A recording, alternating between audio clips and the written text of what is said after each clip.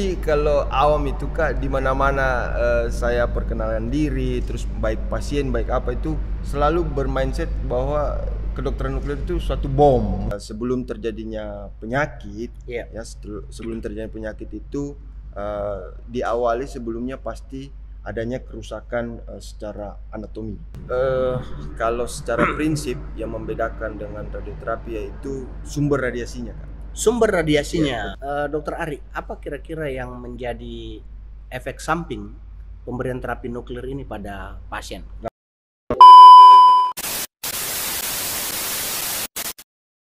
Assalamualaikum warahmatullahi wabarakatuh. Apa kabar teman IDEA? Kembali bersama saya Dr. Anas Ahmad dalam IDEA Podcast, Zona Bebas Bicara.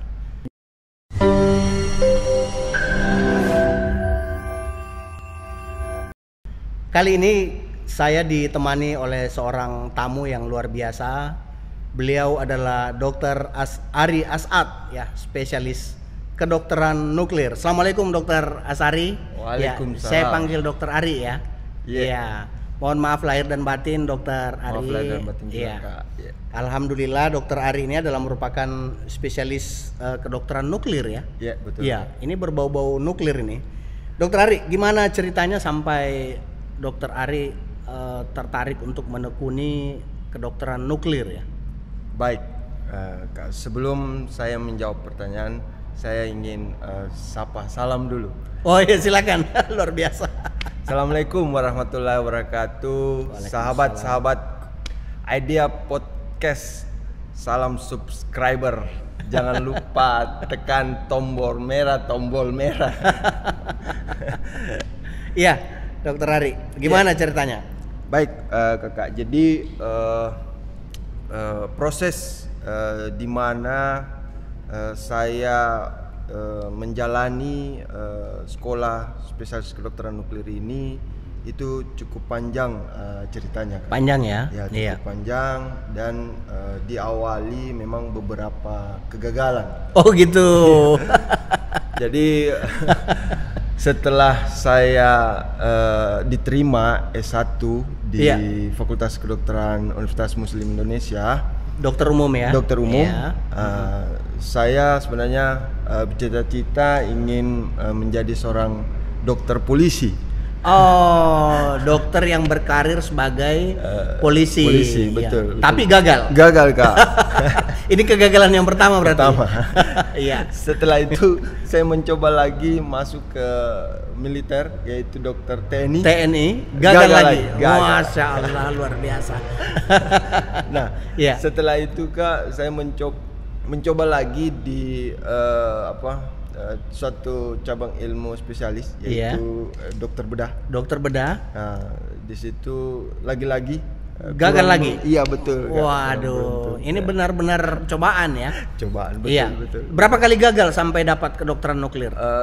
3-4 kali, Kak. 4 kali. Berarti terakhir di bedah ya. Iya, terakhir Nah, di bedah. kenapa langsung mengubah keinginan untuk tiba-tiba masuk di kedokteran nuklir gitu? Ya, jadi setelah proses itu Kak, saya dalam perjalanan itu bertemu. Jadi bertemu dengan salah satu dokter onkologi. Dokter onkologi. Ya, dokter onkologi asal Makassar dan Bali. Makassar dan Bali ya. Betul. Iya, Kak. iya. Jadi kebetulan istri dari dokter onkologis itu adalah Juga kedokteran nuklir. Ya, sekolah kedokteran nuklir. Nah, Diajaklah bergabung untuk masuk di kedokteran nuklir. nah iya awalnya Itu ngambil apa kuliahnya di mana itu? di Kedokteran ini, nuklir. ya, jadi pusat satu-satunya pendidikan kedokteran nuklir itu di Bandung, Kak. Di Bandung Unpad. ya. Cuma salah satu-satunya ya. Salah satunya. Di tempat lain belum ada Belum ya. ada, Kak. Iya. Hanya di Unpad, Pajajaran Bandung. Pajajaran Bandung. Iya. Nah, Dokter Ari, apa sih yang dimaksud dengan kedokteran nuklir itu? Ya, jadi kalau saya bisa menjelaskan Kak, jadi definisi kedokteran nuklir itu menurut saya harus sampaikan ini ada dua versi. Oh gitu, ya dua versi ya. Ya, dua versi pertama satu secara teoritis atau ilmiah, dan satu secara awam. Awam. Ya, betul. Kita awam dulu. Nah, jadi kalau awam itu Kak, di mana-mana saya perkenalkan diri, terus baik pasien baik apa itu selalu bermindset bahwa kedokteran nuklir itu suatu bom. Iya. Jadi mindsetnya itu bahwa kedokteran nuklir itu adalah suatu bom ya. Iya betul. Itu untuk versi awam ya. Iya, versi kalau awam. ilmiahnya bagaimana? Jadi ya, kalau menurut ilmiah secara teoritis, menurut WHO dan menurut secara nasional. Ya, iya. menurut peraturan pemerintah, yaitu keputusan Menteri Kesehatan. Peraturan Menteri Kesehatan ya. Menteri Kesehatan nomor 8 tahun 2009 bahwa suatu layanan spesialis kedokteran yang menggunakan sumber radiasi terbuka. Menggunakan sumber radiasi terbuka. Yang berasal dari disintegrasi inti radionuklida. Menggunakan disintegrasi inti radionuklida. Betul. Itulah yang disebut dengan nuklir. Itulah yang disebut, ya, maksudnya Kak, inti radionuklida itu radioaktivitas. Radioaktivitas. Yang digunakan baik secara diagnostik, terapi, maupun penelitian. Pengembangannya ke arah mana? Diagnostik atau terapi? Pengembangan untuk di Indonesia dua-duanya. Dua-duanya. Ya. Berarti untuk tujuan pengobatan ya? Ya, betul Kak. Pengobatan. Nah, benar juga tadi versi awam ya. Kalau saya sebagai orang awam begitu tahu nuklir ya teringat bom nuklir kan? Iya betul. Yang menghancurkan Hiroshima dan Nagasaki. Betul. Itu luar biasa, berapa juta manusia yang harus menjadi korban bom nuklir itu. Betul, Nah, betul. ternyata setelah berbincang-bincang dengan Dokter Ari ya, ternyata nuklir itu adalah salah satu wadah yang bisa dimanfaatkan sebagai pengobatan ya. Betul. Di bidang kedokteran. Betul. Wah, ini luar biasa ini ya. Siap. Nah, apa yang mendasari bahwa nuklir ini ternyata bisa menjadi sebuah alternatif pengobatan di dunia kedokteran? Kenapa harus nuklir gitu ya? Ya, tentunya Kak, kalau kita berbicara secara teoritis atau dasar, ya namanya ini prinsipnya itu menggunakan radioaktif. Jadi menggunakan radioaktif, baik itu secara intravena, oral, itu masuk ke dalam tubuh pasien. Nah, saya pikirnya kalau ada orang sakit dibom pakai nuklir, lantas tiba-tiba sembuh gitu. Bukan ya? Jadi memang ada metode pengobatan tertentu yang dipakai. Betul, ya. betul. Nah, dari segi medis ya, tentu nuklir yang kita maksud ini adalah radioaktif yang memiliki dosis tertentu ya. Ya betul. Ya, nah apa bahaya dan manfaatnya menggunakan teknologi kedokteran nuklir ini sebagai pengobatan? Ya, yang pertama saya jawab itu kan manfaat. Jadi manfaat sangat banyak. Banyak ya. Banyak sekali manfaat, baik bidang diagnostik, baik dalam terapi, dan bisa juga dirasakan oleh multidisiplin lain dalam hal penanganan tata kelola penyakit. Di multidisiplin kita bisa sangat membantu dari early detection. Early detection, berarti deteksi dini ya? Ya betul.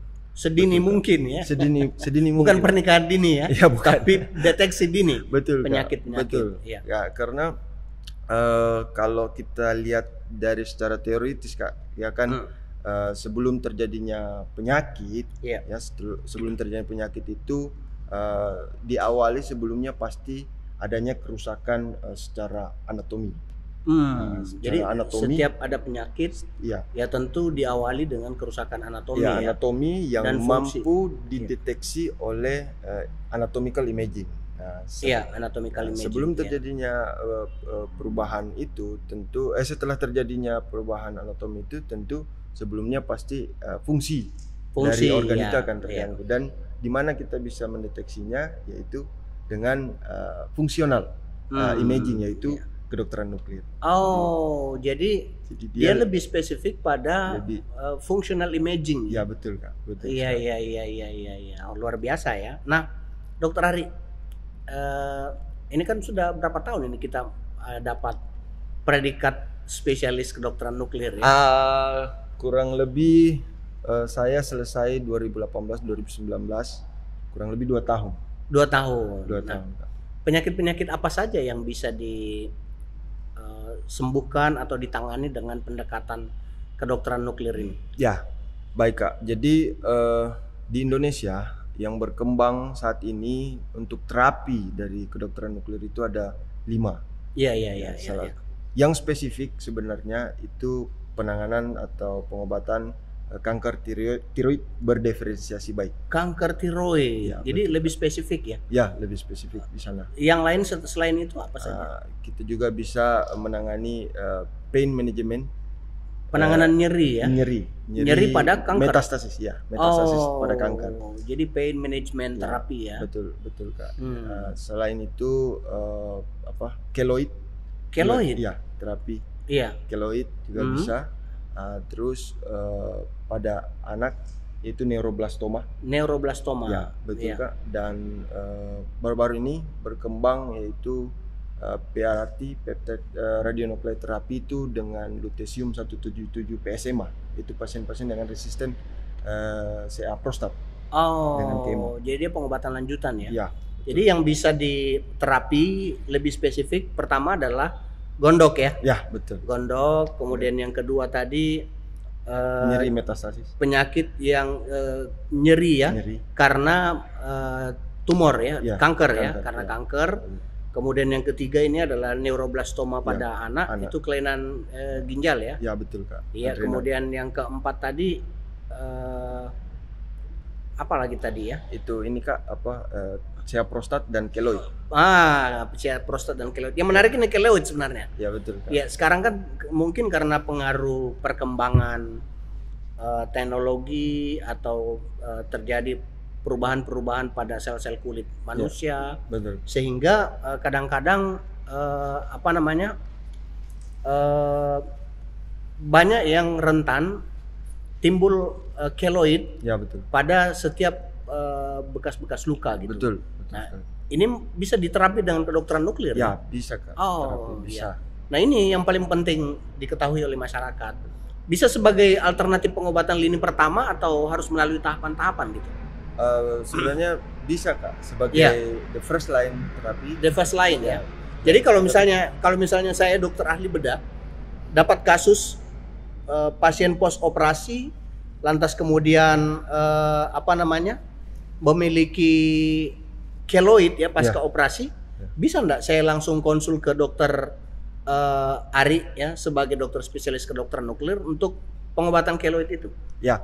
Selama ketersediaan obat ada Kak, mungkin bisa kita ketersediaan obat Pospor 32 itu untuk keloid itu bisa kita. Bisa ya?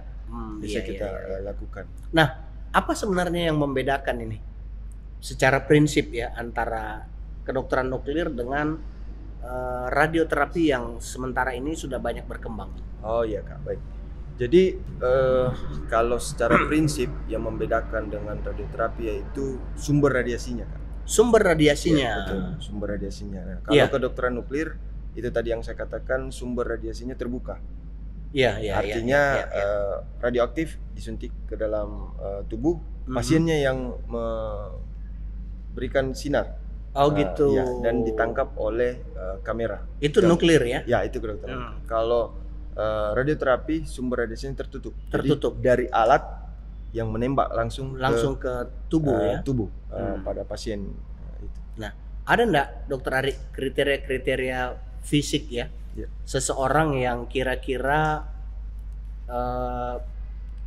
ini bisa diterapi dengan nuklir, ini tidak bisa gitu?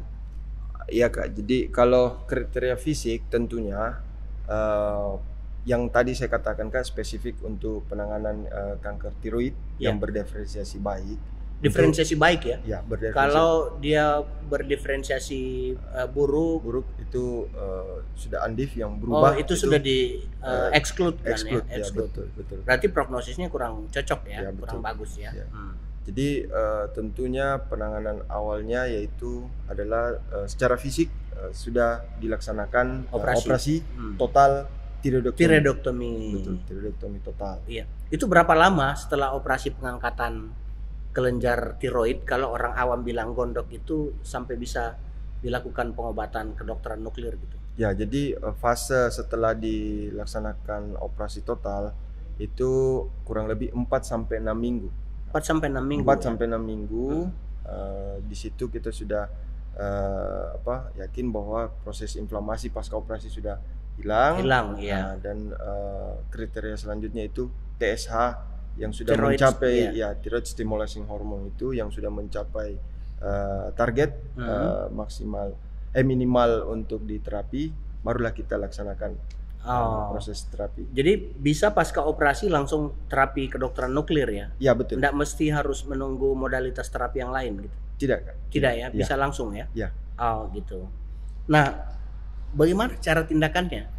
Orang kan kalau berbicara nuklir ya selalu berpikir kita dibom atau seperti apa. Bagaimana cara melakukan pengobatan sama seseorang? Ya anggaplah saya pasien ya, datang berobat konsultasi terus diputuskan bahwa saya harus menjalani terapi nuklir gitu. Ya. Bagaimana cara pemberian terapinya? Ya, baik. Disuntik kah, diminum kah, dikasih lewat dubur kah atau bagaimana? Iya. Jadi cara pemberian obat atau terapi kanker tiroid itu namanya yodium radioaktif. Yodium Ya, radioaktif. yodium radioaktif bisa diberikan secara tablet, yodiumnya dimasukkan ke kapsul telan atau langsung diminum, Kak. Gitu. Nah, diminum dan pasien tersebut setelah meminum dengan dosis yang dibutuhkan itu akan dilakukan isolasi. Isolasi mandiri di ruang tertutup di ruang isolasi kurang lebih 2 sampai 3 hari sambil menunggu half life ataupun paparan radiasi itu berkurang. Oh ya. Itu diisolasi supaya orang lain tidak terpapar radiasi ya? Ya, betul. Oh gitu. Nah, kapan kita bisa menilai bahwa terapi nuklir kita ini berhasil atau gagal? Bagaimana cara menilainya? Ya, baik. Jadi kalau ini agak rumit juga ya ternyata nuklir ya. Iya, saya pikir nuklir karena ini nuklir satu kali diberikan bom itu bisa langsung sembuh gitu. Ya, ternyata ribet ya. Jadi kriteria keberhasilan kan sebenarnya kalau menurut guideline itu kita menggunakan evaluasi respon terapi in solid tumor bisa, menggunakan beberapa guideline seperti atau juga bisa. Namun evaluasinya kurang lebih 6 bulan pasca. Evaluasinya 6 bulan pasca terapi. Apa yang dinilai? Nah, ada 3, Kak.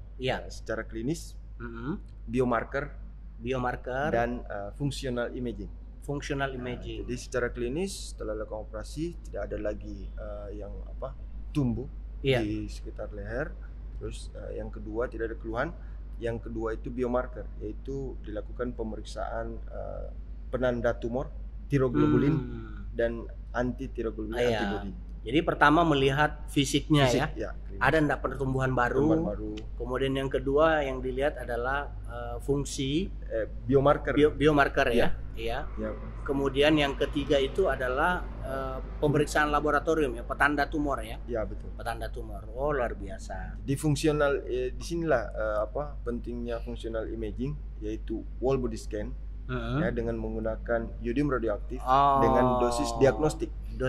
Jadi pasien kembali kita minumkan setelah 6 bulan. 6 bulan kita minumkan yodium radioaktif, lalu kita scan seluruh tubuh. Kita lihat penangkapan di seluruh tubuh. Apabila sudah tidak ada penangkapan dengan ketiga kriteria tiroglobulin itu di bawah 1 atau 0, itu kita sudah bisa menyimpulkan bahwa pasien ini masuk kriteria excellent respon. Berarti dia memberikan respon yang baik. Sangat baik terhadap pemberian terapi yodium. Betul. Nah, Dokter Ari, apa kira-kira yang menjadi efek samping pemberian terapi nuklir ini pada pasien? Nah, efek sampingnya, Kak, sebenarnya berbeda dengan terapi-terapi kanker yang lain. Nah, itu hanya bersifat transien, sementara aja. Karena yodium radioaktif itu suatu logam, jadi tentu dia akan mengiritasi lambung. Hmm. Oleh karena itu sebelum pemberian iodium radioaktif kita lakukan premedikasi. Premedikasi. Betul, Kak, Jadi premedikasi. masyarakat nggak perlu takut Nggak perlu, akan efek samping karena sebelum Iya. pemberian terapi itu kita berikan obat-obat Iya. pencegah efek Pencegah samping efek dulu samping, ya, iya. yang disebut dengan premedikasi. Premedikasi. Apa sih sebenarnya yang paling sering muncul? Mual kah, muntah kah, Betul, Kak. nyeri ulu hati? Nah, yang sering muncul itu hari kedua, hari ketiga itu muncul mual dan muntah. Mual dan muntah. Iya, Jadi mual. itulah yang diberikan obat-obat premedikasi. Ya, Oh gitu. Ya. Pasca terapi ada enggak efek samping yang muncul lagi setelah itu? Sebenarnya kalau di guideline Kak atau di Iya. buku mengatakan bahwa beberapa efek ya seperti rasa katanya Kayak tercekik. Oh, gitu. Sebenarnya itu bukan efek dari Bukan efek ya. mungkin pasca operasi karena komplikasi dari komplikasi operasi atau dari penyakit. ya itu yang tangkapannya. Namun di beberapa buku juga katanya ada yang sampai terjadi depresi sumsum tulang. Tapi selama saya terapi menangani itu alhamdulillah saya tidak pernah ada komplikasi yang serius terjadinya depresi sumsum tulang itu tadi. Ya. Nah, Dokter Ari ini luar biasa ya kedokteran nuklir. Ya, bagaimana dokter melihat ya? Karena setahu saya Dokter Ari ini adalah satu-satunya dokter kedokteran nuklir di wilayah Indonesia Timur ya. Ya, betul. Apalagi di Sulawesi Selatan ini satu-satunya. Nah, bagaimana Dokter Ari melihat proyeksi perkembangan penggunaan terapi kedokteran nuklir ini khususnya di Sulawesi Selatan? Iya. Masih minim ya. Iya, betul Kak. Jadi pada kesempatan ini juga saya ingin menyampaikan bahwa saya di Sulawesi Selatan Kak masih dalam tahap proses bisa dikatakan perjuangan. Perjuangan hidup ya. Perjuangan hidup yaitu membuka layanan atau mengembangkan layanan dalam bidang kesehatan. Iya. Luar biasa ya karena masih sendiri. Tentu butuh perjuangan ya. Betul, Kak. Dalam hal ini butuh perjuangan untuk mendatangkan alat dan lain-lain segala macam ya. Berarti belum ada ya di Sulawesi Selatan alat yang bisa digunakan untuk pengembangan. Sampai saat ini belum ada Kak. Oh gitu. Iya. Nah ini tantangan ini buat pemerintah, kemudian profesi di bidang kedokteran. Betul. Untuk mengembangkan dunia kedokteran ya memang harus menjawab semua tantangan-tantangan yang ada. Ya, kita berharap bahwa Wahidin sebagai satu-satunya rumah sakit rujukan Indonesia Timur ini bisa mengadakan alat-alat seperti ini. Karena modalitas kita kan sudah ada ya. Sudah ada spesialis kedokteran nuklir, sehingga modalitas yang kedua adalah pengadaan alat-alat yang bisa digunakan untuk terapi.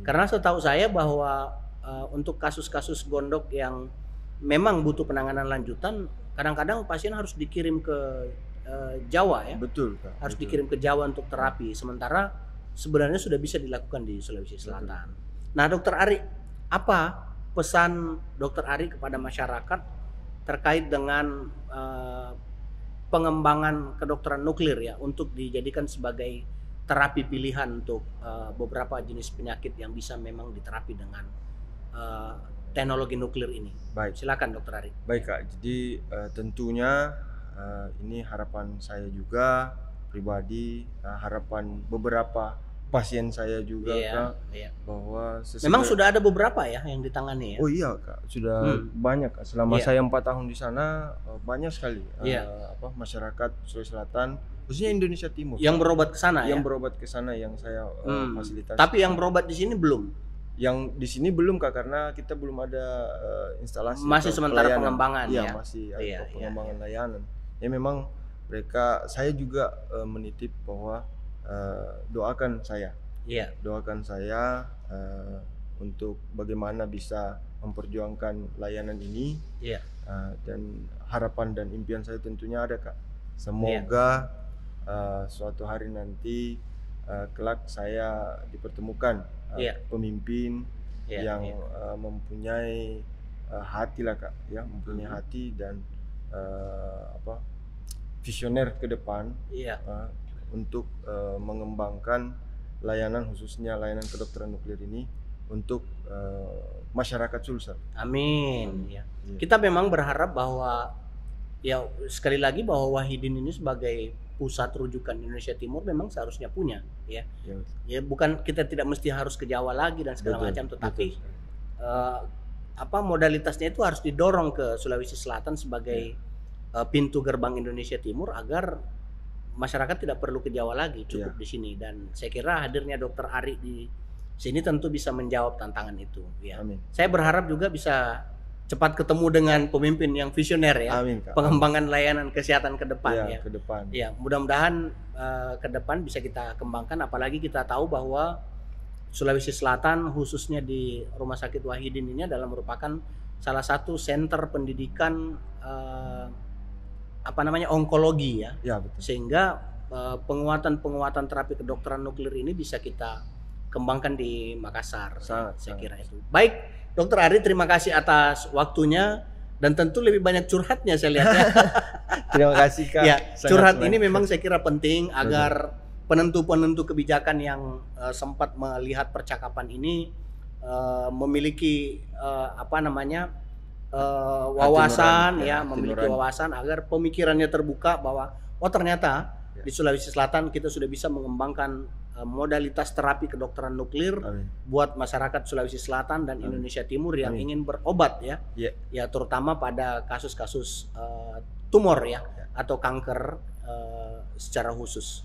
Baik, terima kasih Dokter Ari Terima kasih, atas waktunya. Ya. Semoga ini bermanfaat bagi Amin. masyarakat. Amin, amin. Ya. Sampai ketemu lagi teman IDEA pada edisi podcast berikutnya. Bersama saya Dr. Anas Ahmad, Sona Bebas Bicara. Wassalamualaikum warahmatullahi wabarakatuh.